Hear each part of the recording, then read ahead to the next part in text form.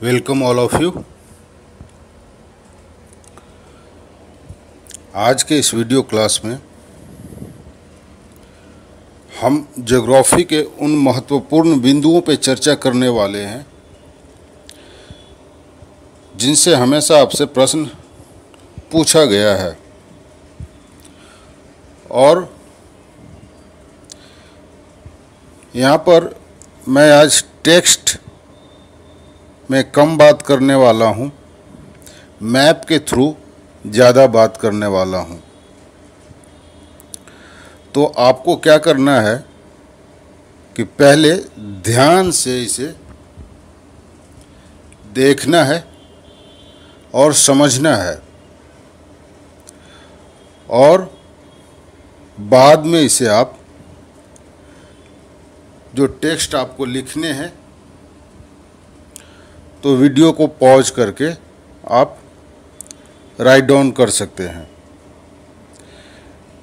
मैंने आपके question paper को पूरा डिटेल्स में एनालाइज किया, प्रीलिम्स का भी, मेंस का भी।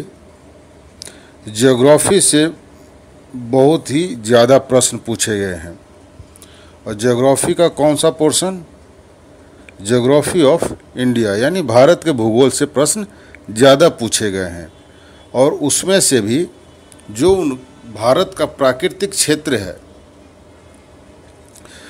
अगर मैप का आप अध्ययन करेंगे तो मैप जो होता है दो तरह के होते हैं। एक राजनैतिक मैप होता है, राजनैतिक मानचित्र, और दूसरा प्राकृतिक मानचित्र। उसी तरह से भारत का जब अध्ययन करते हैं भूगोल विषय में, तो भूगोल का भारत का दो भागों में विभाजन है, राजनैतिक भारत और प्राकृतिक भारत। तो हम आज प्राकृतिक भारत पे ज़्यादा फोकस करेंगे, और इस वीडियो को देखने के बाद इसमें जो चीज़ें मैं बताने वाला हूँ, आपका स्कोर कम से कम 5 मार्क्स बढ़ने वाले हैं। 5 क्वेश्चन करेक्ट होंगे तो 5 दूना 10 मार्क्स बढ़ जाएंगे। और एक एक मार्क्स कितना इम्पोर्टेंट है आप उस कैंडिडेट से पूछ सकते हैं जो 1 मार्क्स से एग्ज़ाम में फेल हुआ हो या पीछे रह गया हो। तो स्टार्ट करते हैं। आपको दिख रहा होगा भारत परिचय करके, तो इसमें जो क्षेत्रफल दिया हुआ है, क्षेत्रफल के आधार पर भारत का जो स्थान दिया हुआ है, ये सब कॉमन चीज़ें हैं, आपको याद करनी है। यहाँ पे जो समझने वाली बात जो है वो है आपका अक्षांश और देशांतर। इसको मैं संक्षेप में बता देता हूँ। ग्लोब आपने देखा होगा, ग्लोब पे जो पूरब से पश्चिम की ओर जो रेखा खिंची हुई होती है उसे अक्षांश रेखा कहते हैं, और जो उत्तर से दक्षिण की ओर जो खिंची हुई रेखा होती है उसे देशांतर रेखा कहते हैं। इसका उपयोग हम किसी भी देश की स्थिति को दर्शाने के लिए करते हैं। पृथ्वी घूमती है, कैसे घूमती है? पूरब से पश्चिम की ओर। अब पूरब से पश्चिम की ओर कैसे भाई, किस डायरेक्शन में? तो आपको याद रखना है anti clockwise direction. Remember it, anti clockwise direction, घड़ी की विपरीत दिशा में।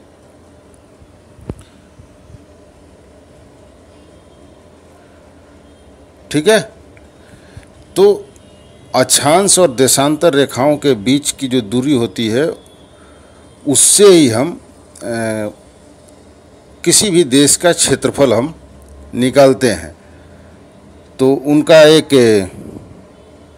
जैसे दो अक्षांशों के बीच की दूरी 111 किलोमीटर होती है, तो आगे जो आप देखेंगे कि भारत की लंबाई कितनी है और चौड़ाई कितनी है, वो जो है आपका इन्हीं अक्षांश और देशांतर रेखाओं के द्वारा निकाले गए हैं। क्योंकि अक्षांश और देशांतर से ही किसी भी देश का विस्तार तय होता है, उसका क्षेत्रफल तय होता है। तो जो आपका वेस्ट टू ईस्ट यानी पूरब से पश्चिम जो विस्तार है 2933 किलोमीटर, एक्चुअली ये क्या है? अक्षांशीय विस्तार है।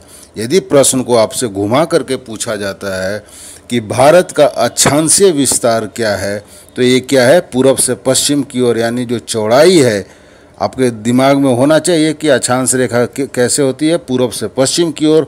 मीन्स एग्जामिनर आपसे पूछना चाह रहा है कि अक्षांशीय विस्तार क्या है, यानी पूर्व से वो 2933 किलोमीटर को ही दूसरे तरीके से पूछ रहा है।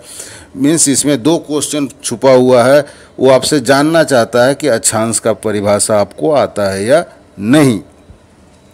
उसी तरह से देशांतर हो गया उत्तर से नॉर्थ टू साउथ 3214 किलोमीटर। तो ये मूल चीज़ है यहाँ पे समझने वाली थी, अक्षांश और देशांतर, ये बता दिया मैंने आपको। ये आपको याद रखना होता है 8 डिग्री 4 मिनट से 37 डिग्री 6 मिनट तक। डिग्री को फिर घंटे में बदलते हैं, तो आपको सिर्फ ये फैक्चुअल डाटा जो है आपको याद रखना है अक्षांश का, और देशांतर का भी 68 डिग्री 7 मिनट से 97 डिग्री 25 मिनट तक। तो जो फैक्चुअल डाटा है वो याद रखना है, जहाँ पे समझाने वाली बातें हैं वहाँ पे मैं आपको समझा देता हूँ। उत्तर से दक्षिण की ओर विस्तार जो है 3214 किलोमीटर, पूर्व से पश्चिम 2933 किलोमीटर। सुदूर दक्षिणतम इंदिरा पॉइंट आपसे पूछा गया था लास्ट एग्जाम में, वो है आपका निकोबार द्वीप। वो भी निकोबार द्वीप में बड़ा निकोबार जो है वहाँ पे वो इंदिरा पॉइंट है। मुख्य भूमि का दक्षिणतम केप कोमोरिन यानी कन्याकुमारी के पास है, क्योंकि आपको पता है कि निकोबार क्या है, आइलैंड है, और ये जो है अंडमान निकोबार द्वीप समूह का जो सबसे साउदर्न पार्ट है वहाँ पे स्थित है। अगर मुख्य भूमि का पूछता है तो केप कोमोरिन होगा, नॉट इंदिरा पॉइंट। भारतीय मानक समय जो है, भारतीय मानक समय आपका कहाँ से गुजरता है, तुम इलाहाबाद के पास एक नैनी नामक जगह है, वहाँ से वो गुजरता है, वो सब ध्यान में रखना है। और जो प्राइम मेरिडियन है जो ग्रीनविच से होकर गुजरती है, लंदन के ग्रीनविच एक शहर का नाम है, उससे 5.5 घंटा आगे है इंडिया का समय। ये चीज़ें याद रखनी है। कर्क रेखा किधर से गुजरती है ये भी याद रखनी है। अब आते हैं मूल चीज़ों पे जिसको मुझे डिस्कस करना है, वो है आपका भारत के पड़ोसी देश और उससे सटे हुए सीमाओं की लंबाई। इससे पहले एक चीज़ और मैं बता दूं कि अगर आपसे पूछा जाता है कि निम्नलिखित में से कौन सा रेखा अक्षांश रेखा है, ऑप्शन दे दिया कर्क रेखा, मकर रेखा, विषुवत रेखा, ये सभी, तो आंसर क्या देंगे? आंसर होगा आपका ये सभी, क्योंकि ये जो सारे जो हैं कर्क रेखा, मकर रेखा और विषुवत रेखा, जिसे आप भूमध्य रेखा भी कहते हैं, कैसे हैं, ग्लोब पे कैसे दिखते हैं, पूर्व से पश्चिम की ओर। मीन्स क्या, ये सारे अक्षांश रेखाएं हैं, अक्षांशीय वृत्त हैं। तो मेन कंसेप्ट अगर आपके माइंड में हो क्लियर, तो फिर वो क्वेश्चन इजीली सोल्व हो जाएगा। इस मैप से आपके क्वेश्चन अलग अलग तरीके से पूछे जाते हैं, इसलिए इस पर डिस्कस करना बहुत ज़रूरी है। लंबाई चौड़ाई तो हो गया, उत्तर से दक्षिण और पूर्व से पश्चिम। ध्यान रखना है पृथ्वी जो है एंटी क्लॉकवाइज डायरेक्शन में मूव करती है, घूमती है। आपसे पूछा जाता है कि पहली बात कि कितने पड़ोसी देश हैं, तो आपके पड़ोसी देश हैं 7, जिससे सीमा भारत की लगती है, और श्रीलंका से सीमा नहीं लगती है, ये याद रखना है, क्योंकि श्रीलंका हमेशा वो ऑप्शन में बना हुआ रहता है। और वो जो नारियल का जो मैप है, नारियल नुमा, वो हमेशा दिमाग में दिख जाता है और जनरली मिस्टेक कर देते हैं अगर आपने केयर नहीं किया हो तो ये कौन से पड़ोसी देश हैं? ये पड़ोसी देश है आपका बांग्लादेश, चाइना, पाकिस्तान, नेपाल, म्यांमार, भूटान और अफगानिस्तान। यहाँ से आपसे पूछा जाता है कि सर्वाधिक लंबाई कौन से देश के साथ जुड़ी हुई है या सीमा साझा करता है भारत? तो यहाँ पे हम गलती कर देते हैं चीन, जबकि ऐसा नहीं है। सर्वाधिक लंबाई जो है जुड़ी हुई है वो बांग्लादेश के साथ है। अब मैप में आप देख रहे होंगे बांग्लादेश आपको दिख रहा होगा, लगभग सिमिलर मैप आपके इंडिया के जैसा, उसका ऊपर हेड भी ब्लू कलर का, शेप में तो छोटा दिख रहा है लेकिन इतना घुमाव रूप से वो जुड़ा हुआ है इंडिया से, इसके वजह से इसकी सीमा टोटल 4096 किलोमीटर जुड़ती है। तो सर्वाधिक सीमा बांग्लादेश की जो है वो भारत के साथ जुड़ती है 4096। उसके बाद चीन की 3917 किलोमीटर, उसके बाद पाकिस्तान की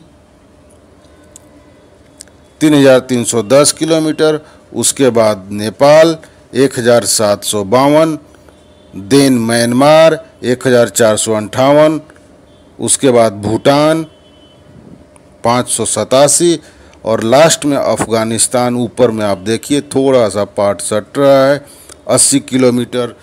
टोटल जोड़ेंगे तो आपका आ जाएगा 15,200 किलोमीटर भू सीमा।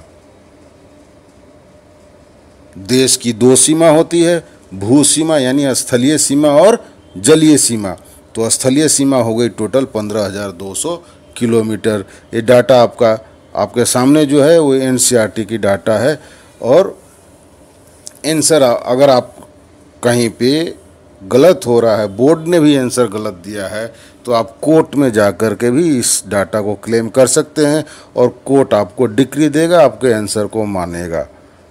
इसलिए मेरी ये कोशिश होती है कि मैं ऑथेंटिक डेटा प्रोवाइड करूं।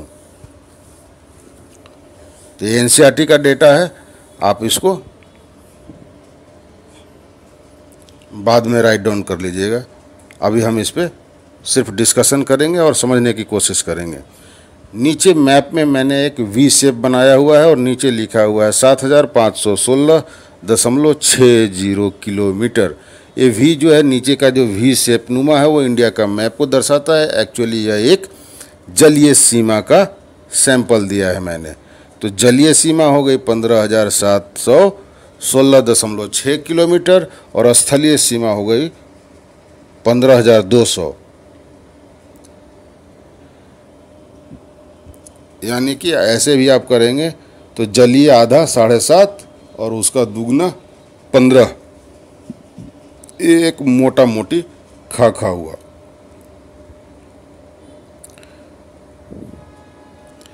ठीक है,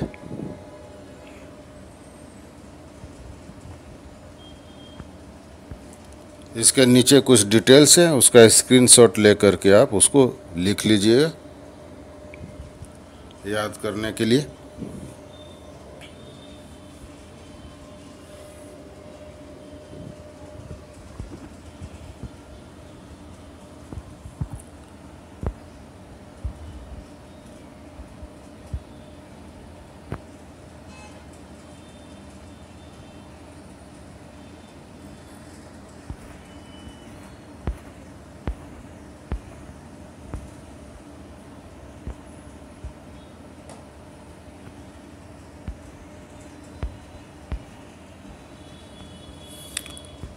अभी हम डिस्कस करने वाले हैं भारत के प्राकृतिक क्षेत्र पे।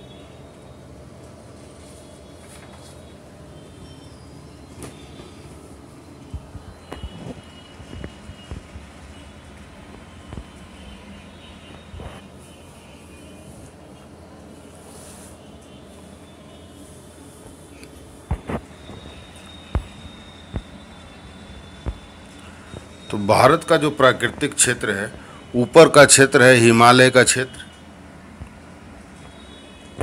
हिमालय की जो आकृति है वो आपका है धनुषाकार चापाकार, जो आपका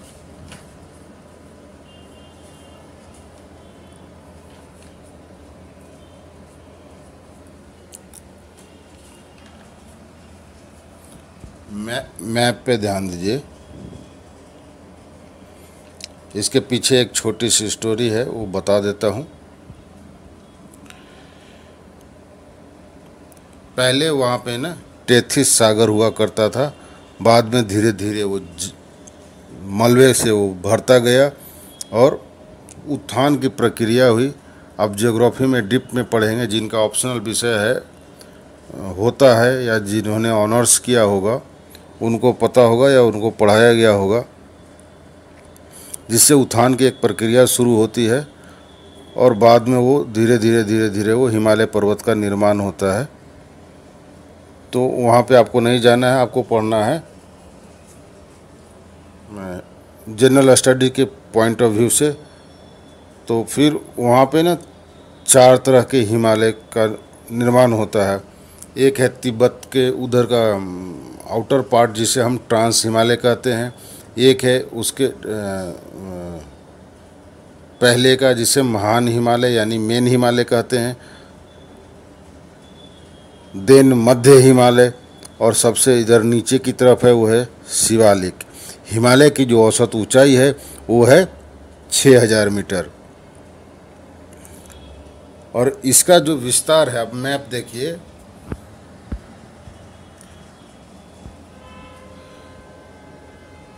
मैप से पता चल रहा होगा हिमालय का जो विस्तार है वो पाकिस्तान के बलूचिस्तान प्रांत से लेकर बर्मा यानी म्यांमार के अराकान योमा की पहाड़ी तक लगभग 2500 किलोमीटर की लंबाई तक फैली हुई है।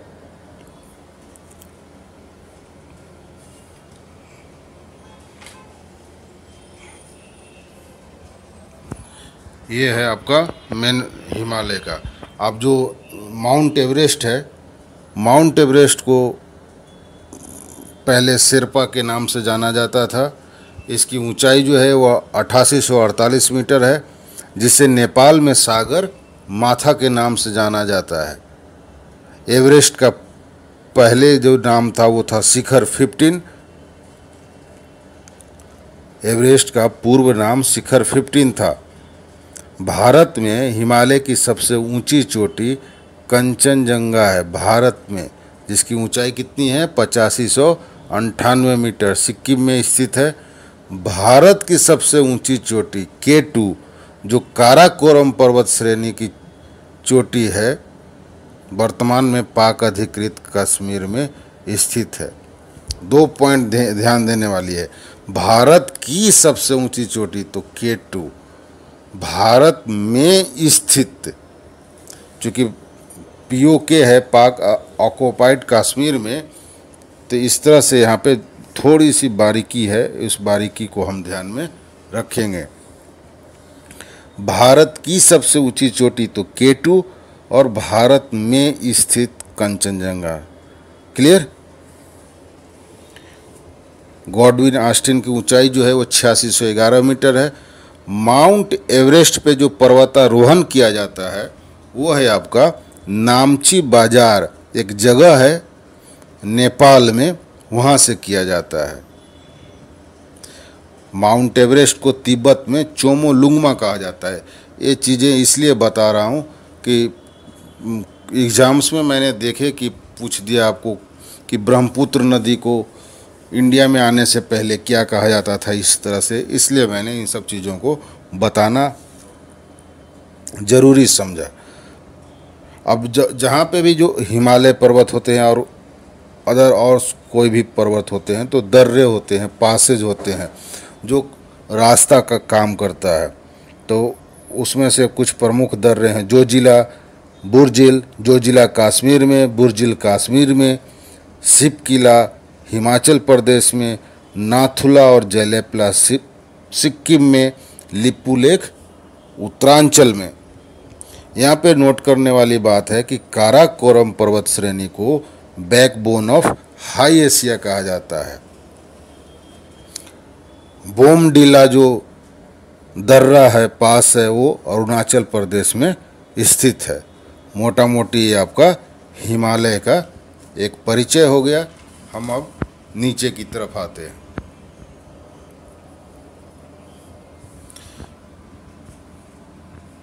इस साइड आपको दिख रहा होगा अरावली। तो अरावली जो है वो सबसे पुरानी पर्वत है। अगर पूछा जाए आपसे कि भारत की सबसे पुरानी पर्वत कौन है तो अरावली है। एक्चुअली ये घिसी हुई अवस्था में है, टूट चुकी है, इसलिए ये इसकी ऊंचाई पहले जैसी नहीं रही। तो इससे आप यहाँ से अरावली से अगर आपसे पूछा जाएगा तो दो ही प्रश्न बनता है, एक सबसे पुराना पर्वत तो अरावली हो गया, और दूसरा जो है इसकी सबसे ऊंची चोटी है वो है गुरु शिखर, जिसकी ऊंचाई जो है वो 1772 मीटर है। अरावली पर ही माउंट आबू स्थित है। माउंट आबू जो है दिलवाड़ा का जैन मंदिर, राजस्थान में, आपने पढ़ा होगा हिस्ट्री में, सोलंकी वंशों ने बनाया था, वो यहीं पे है।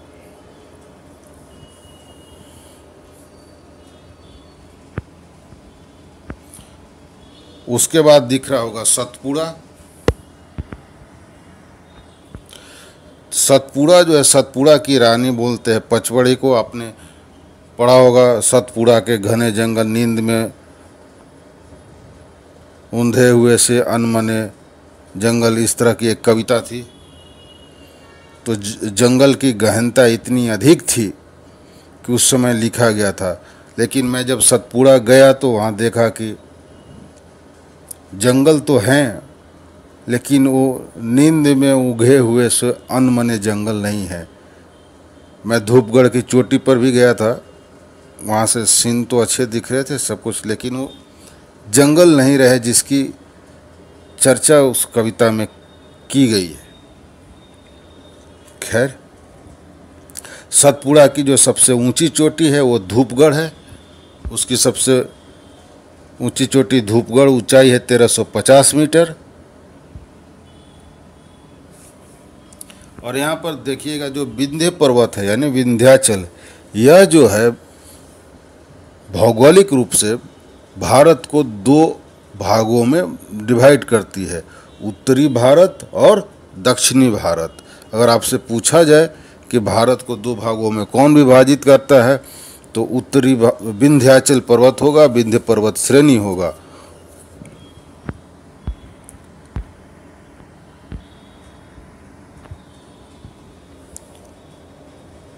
अब आते हैं हम धीरे धीरे नीचे की ओर, पश्चिमी घाट। पश्चिमी घाट का दूसरा नाम सह्याद्री है। इसमें अलग अलग दर्रे हैं।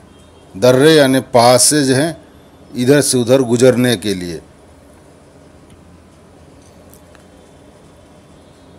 तो ऊपर से नीचे की ओर देखेंगे, ये देखिए सामने में लिखा हुआ है कोंकण तट और नीचे वाले को मालाबार तट। तो आप इसको भी ध्यान में रखिएगा क्योंकि ये तट ही पूछ दिया जाता है।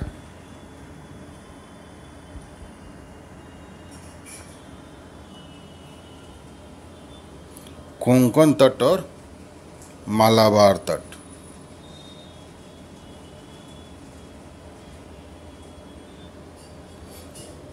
तो मुंबई तक का जो स्थिति है ना, जो मैप में आपको दिख रहा है उसे बोलते हैं कोंकण तट, और उसके बाद नीचे की ओर जो दिख रहा है उसे बोलते हैं हम मालाबार तट।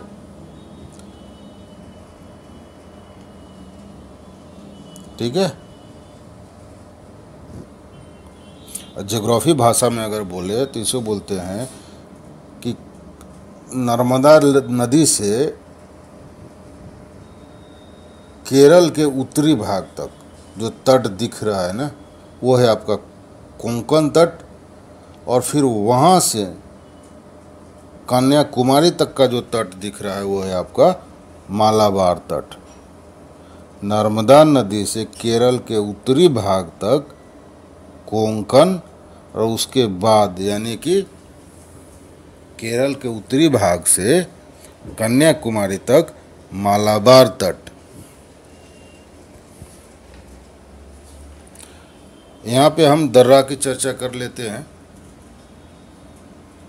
इसमें दिख तो नहीं रहा है लेकिन मैं बता देता हूँ, आप लिख लीजिएगा।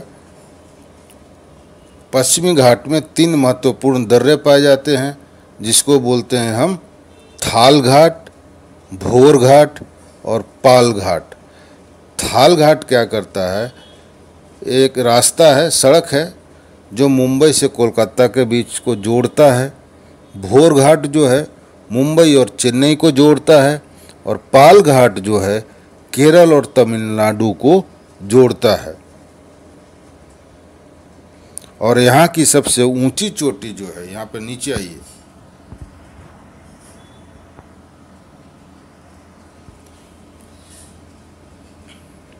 ये है अन्नामुडी 2695 मीटर। ये आपसे पूछा गया था। अन्नामुडी सबसे ऊंची चोटी, दक्षिण भारत की सबसे ऊंची चोटी जो केरल राज्य में स्थित है। इलायची पहाड़ियाँ, ये भी केरल राज्य में स्थित है। डोडा बेटा नीलगिरी पर्वत पे स्थित है। तो आपको याद रखना है थाल घाट, भोर घाट और पाल घाट। थाल घाट मुंबई से कोलकाता, भोर घाट जो है आपका मुंबई से चेन्नई, और पाल घाट जो है केरल से तमिलनाडु। ऊपर से क्रम से अगर इसको अरेंज करने के लिए भी आएगा तो ऐसे रखेंगे TBP, T फॉर थाल, B फॉर भोर, P फॉर पाल। याद करने के लिए जैसे मैंने याद किया हुआ है, TBP टेस्ट करो BP ब्लड प्रेशर, टेस्ट करो BP, TBP, इस तरह से।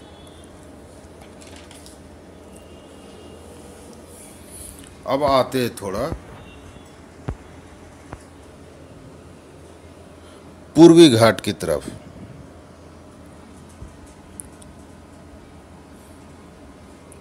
पूर्वी घाट में भी देखिए तो उसके तट को दो भागों में डिवाइड किया गया है। नीचे वाले को कोरोमंडल तट बोलते हैं और ऊपर वाले को उत्तरी सरकार तट बोलते हैं। कोरोमंडल तट को दक्षिणी सरकार तट भी बोलते हैं।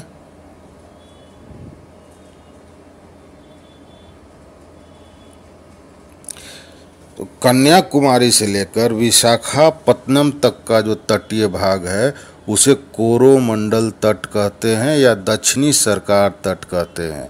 और विशाखापत्तनम से लेकर कोलकाता तक का जो तट है उसे काकीनाडा तट या उत्तरी सरकार तट या गोलकुंडा तट भी कहते हैं।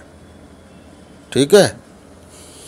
और संपूर्ण पूर्वी घाट को मतलब कोरोमंडल तट प्लस काकीनाडा तट इक्वल टू प्यान घाट, संपूर्ण पूर्वी तट को प्यान घाट बोलते हैं। ठीक है। या फिर बोलेंगे दक्षिणी सरकार प्लस उत्तरी सरकार इक्वल टू प्यान घाट।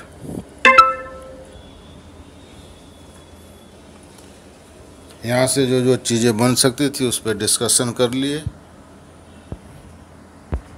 हाँ, एक महेंद्रगिरी छूट रहा है। पूर्वी घाट का जो सबसे ऊंचा पर्वत है वो है आपका महेंद्रगिरी। ये जो है उड़ीसा में स्थित है। इसकी ऊंचाई जो है 1501 मीटर है। ऊंचाई 1501 मीटर। पूर्वी घाट की एक खासियत यह है कि ये जो है ना टूटे हुए में है, चरणबद्ध नहीं है, श्रृंखलाबद्ध नहीं है।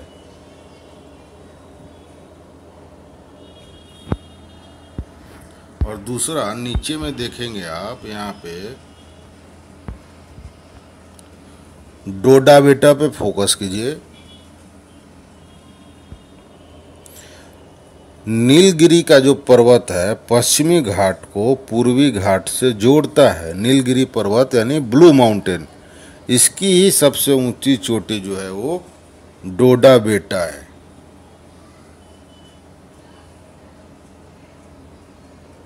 डोडा बेटा किसकी सबसे ऊंची चोटी है? नीलगिरी पर्वत श्रेणी की। इसी पर्वत पर ये जो आपका ऊंटी है ये नीलगिरी पर्वत पे ही स्थित है।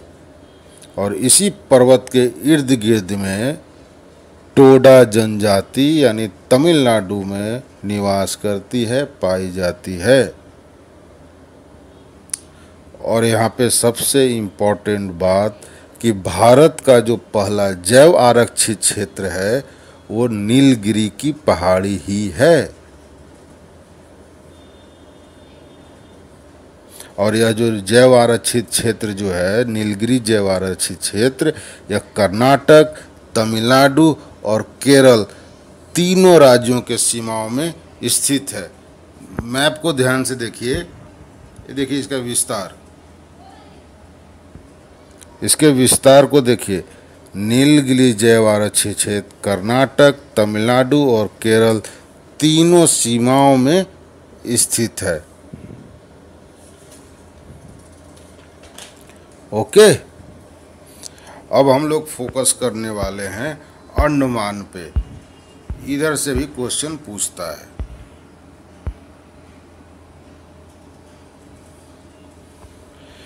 यहाँ पे देखिए, एक्चुअली अंडमान का जो निर्माण हुआ है वो ज्वालामुखी के विस्फोट से जो मलबे निकले हैं उसके जमाव से हुआ है। और उसके अपोजिट साइड में जो केरल के पास सटा हुआ जो लक्षद्वीप है उसका जो निर्माण हुआ है वो कोरल से हुआ है। कोरल रीफ आपको याद होगा, कोरल रीफ पूछा था आपको। ऑस्ट्रेलिया के क्वींसलैंड स्टेट में स्थित उत्तर पूर्वी में ग्रेट बैरियर रीफ। तो पहले अंडमान की चर्चा कर लेते हैं। तो अंडमान का जो निर्माण हुआ है वो ज्वालामुखी के विस्फोट से हुआ है। उससे जहाँ जहाँ जो लावा गिरा उससे उसके जमाव से वो आइलैंड का निर्माण हुआ। ये मूलतः कहाँ पे स्थित है? देखिए बंगाल की खाड़ी, तो आपको दिख रहा होगा ब्लू कलर में लिखा हुआ, बंगाल की खाड़ी में स्थित है। और लक्षद्वीप जो है उधर उस साइड में जो है, उधर कौन सी खाड़ी है? अरब सागर है वो। इधर बंगाल की खाड़ी और उस साइड में जो है वो अरब सागर है। अंडमान निकोबार द्वीप समूह में द्वीपों की संख्या लगभग 223 है, जबकि लक्षद्वीप में मात्र 36। अब आपसे यहीं से पूछा गया था कि भारत के सबसे दक्षिणतम बिंदु इंदिरा पॉइंट जो बड़ा निकोबार में स्थित है, आपको बता दूं मैं कि इसका पुराना नाम पिग्मेलियन पॉइंट था।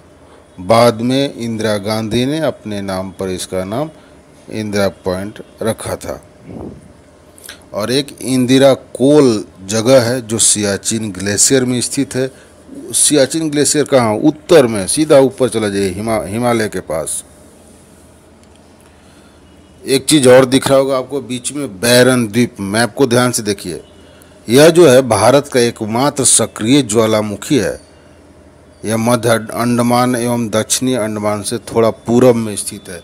मैप को देखिए, साफ साफ दिख रहा होगा, मध्य अंडमान और दक्षिण अंडमान के बीच में बैरन द्वीप। मैं मैप दिखा करके इसलिए आपको बता रहा हूँ ताकि आपको एक चित्र दिमाग में बना रहे, और जो बोल रहा हूँ उसको बाद में आप लोग लिख लेना, नहीं तो फिर दिक्कत होने वाली है।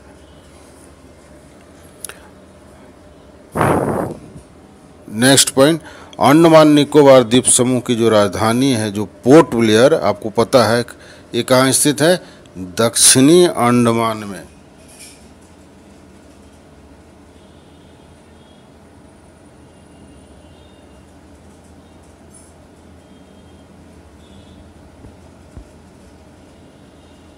दिख रहा है आपको?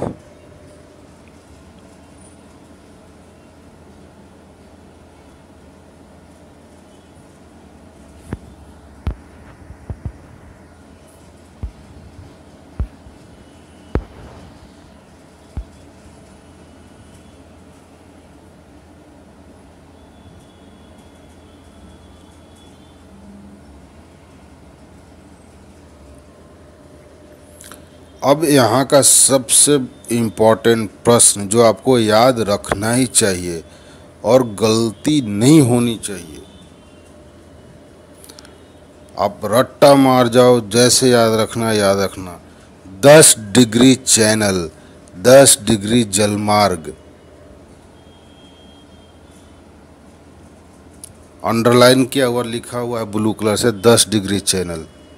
यह जो है लघु अंडमान और कार निकोबार के बीच में है, ये आपसे पूछा ही जाएगा। लघु अंडमान यानी छोटा अंडमान भाई, छोटा अंडमान और कार निकोबार साफ साफ दिख रहा है। ब्लू कलर के नीचे मैंने रेड कलर से अंडरलाइन भी कर दिया है, ये आपको याद करना ही करना है। ओके, नेक्स्ट आपको इसमें एक इम्पॉर्टेंट पॉइंट है, ऊपर देखिए दिख रहा होगा नरकोंडम द्वीप, यह उत्तरी अंडमान के थोड़ा पूरब में है।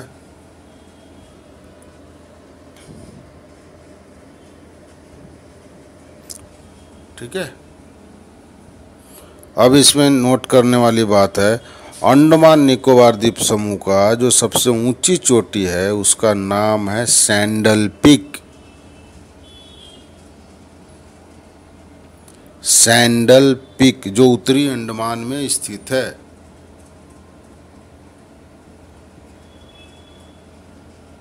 उत्तरी अंडमान आपको दिख रहा होगा। अंडमान निकोबार द्वीप समूह का सबसे ऊंची चोटी जो है वो है सैंडल पीक जो उत्तरी अंडमान में स्थित है। अंडमान निकोबार द्वीप समूह में ही सेलुलर जेल स्थित है। इसी जेल में काला पानी की सजा दी जाती थी, जिसे अब वर्तमान में राष्ट्रीय स्मारक घोषित कर दिया गया है।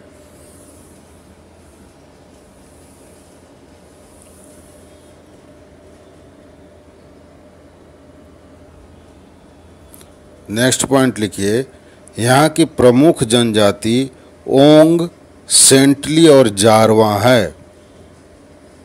इन जनजातियों के प्रमुख त्योहार ओणम और पोंगल हैं।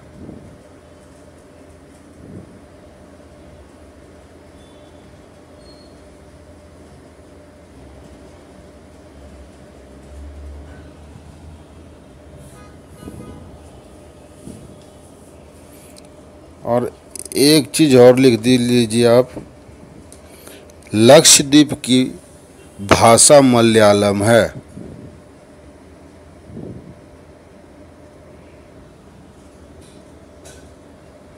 नेक्स्ट पॉइंट, द्वीपों के समूह को आर्कीपिलॉजी कहते हैं। आर्कीपिलॉजी, ARCHIPELAGO।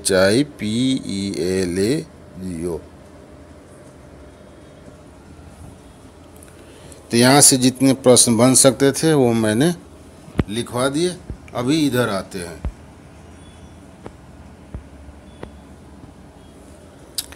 ये नीचे देखिए, ये दिख रहा होगा आपको एक पाक जल संधि।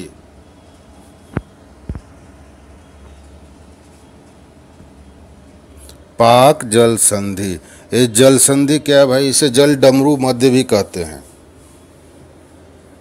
मैं स्लोली इसलिए बोल रहा हूँ ताकि आप लिख सके, फिगर भी देख सकते हैं, साथ में आप लिख भी सकते हैं। जब दो बड़े सागर या महासागर पतले से सागरीय रास्ते के द्वारा आपस में जुड़ते हैं तो उसे जल संधि कहते हैं। जल संधि को इंग्लिश में बोलते हैं स्ट्रेट, STRAIT, स्ट्रेट।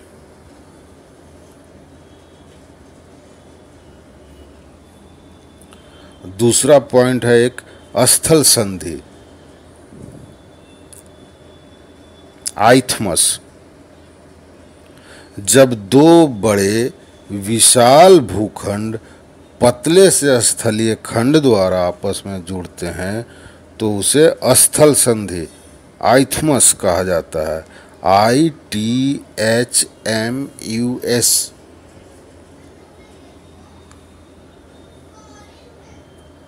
इंग्लिश इसलिए बोल रहा हूँ कि कभी कभी इंग्लिश को ही वो सीधा सीधा प्रश्न में डाल देता है। नेक्स्ट, पाक जल संधि बंगाल की खाड़ी को हिंद महासागर से जोड़ता है एवं भारत से श्रीलंका को अलग करता है।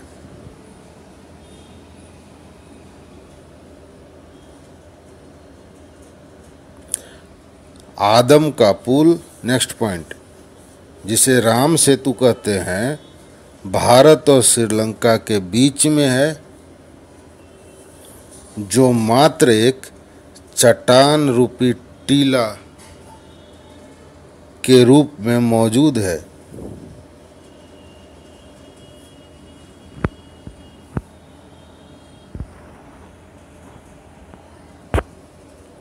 नेक्स्ट, पाक जल संधि बंगाल की खाड़ी को मन्नार की खाड़ी से जोड़ता है।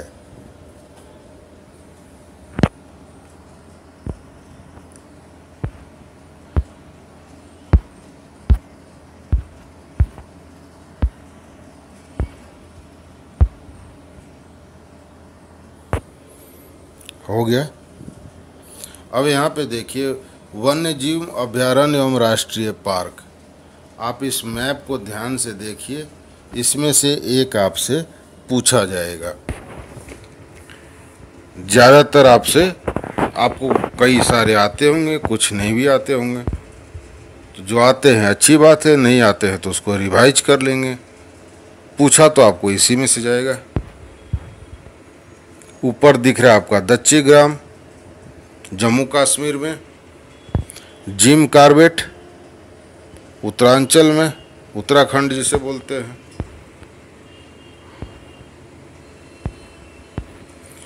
जो कॉमन नाम दिख रहे हैं उसे तो आपको याद करना ही करना है। जो अपरिचित है आपसे उसे ज़रूर याद करना है। मैं जो बोल रहा हूँ उस पर ध्यान दीजिए। जो कॉमन नाम है वो कॉमन क्वेश्चन के रूप में तो आ ही सकता है। जहाँ आपको लीड करना है वो है आपका अनकॉमन नेम। जैसे मैं आपको बता रहा हूँ, बलपक्रम अभयारण्य दिख रहा है आपको स्क्रीन पे, ये मेघालय में है। इसे याद करना ही करना है आपको, बलपक्रम अभयारण्य।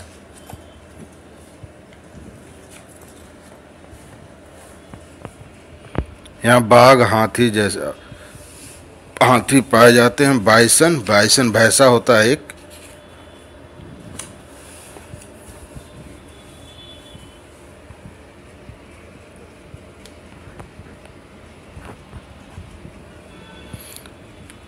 उसके बाद आपको दिख रहा होगा परकल।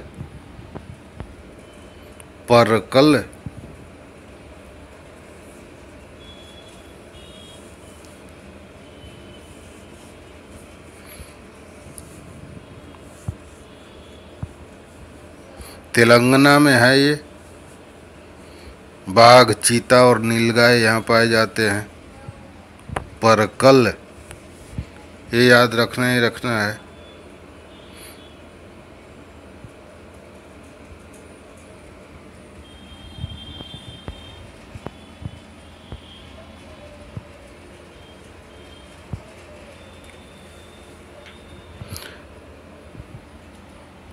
वेदांथांगल पक्षी अभयारण्य है ये, तमिलनाडु में। मुद्दुमुलई, ये नीलगिरी क्षेत्र में है ये। मुद्दुमुलई नीलगिरी क्षेत्र में। पेरियार केरल में है। बांदीपुर कर्नाटक में है।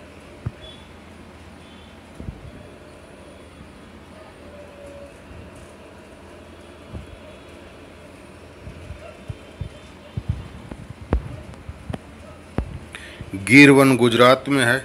गिर वन प्रीलिम्स में शायद पूछे गए थे, जूनागढ़ डिस्ट्रिक्ट के आसपास। राजस्थान वाले रणथंभौर, सरिस्का, केवलादेव। जंगली गधा जो है आपका कच्छ के रण गुजरात में पाया जाता है। कच्छ का रण। कच्छ का मतलब होता है कीचड़ या अनउपजाऊ भूमि, बंजर भूमि।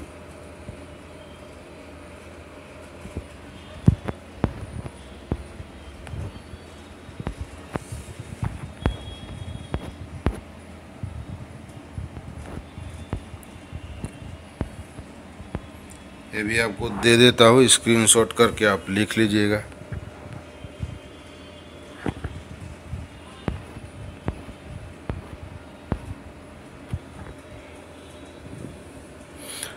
आई होप आज का वीडियो आपके मार्क्स को इन्हेंस करने में कारगर सिद्ध हो।